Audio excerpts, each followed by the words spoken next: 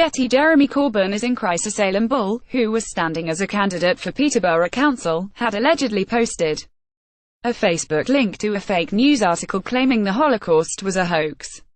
But Ms. Shawcroft emailed colleagues at the weekend to criticize the decision to suspend him. She said in a statement tonight, "I have decided to stand down as chair of the disputes panel to ensure my wrong and misguided questions on this case do not cause doubt or anxiety about our processes."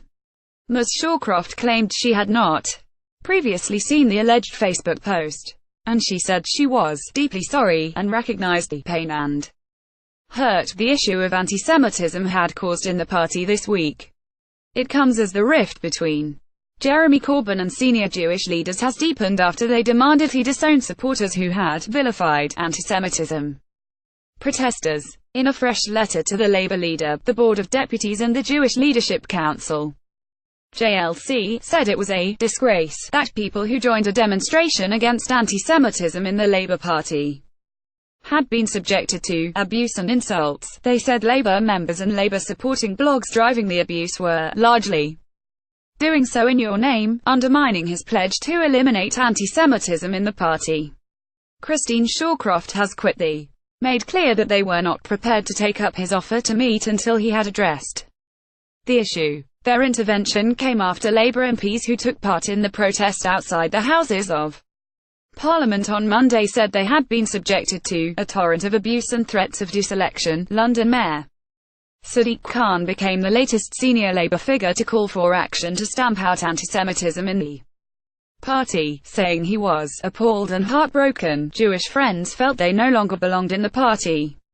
The latest letter to Mr. Corbyn was signed by the President of the Board of Deputies Jonathan Arkush and JLC Chairman Jonathan Goldstein, who earlier this week accused him of, again and again, siding with anti-Semites.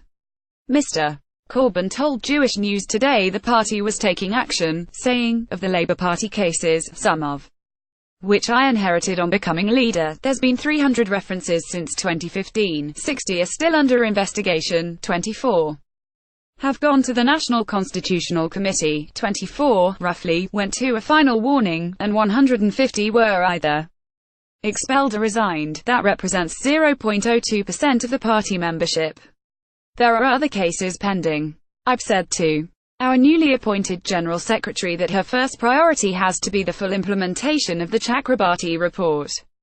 And there has to be an appointment of an in-house lawyer, a legal team, to ensure that there is a proper approach to all of these cases, and I understand 70 cases due to be dealt with. They must be dealt with as quickly as possible." Asked about calls for David Lammy to be deselected as an MP because he attended a rally against anti-Semitism in Labour outside Parliament, Mr. Corbyn said, "It's up to the local party, but not for that, no, obviously, the local parties must decide what they want to do in the future.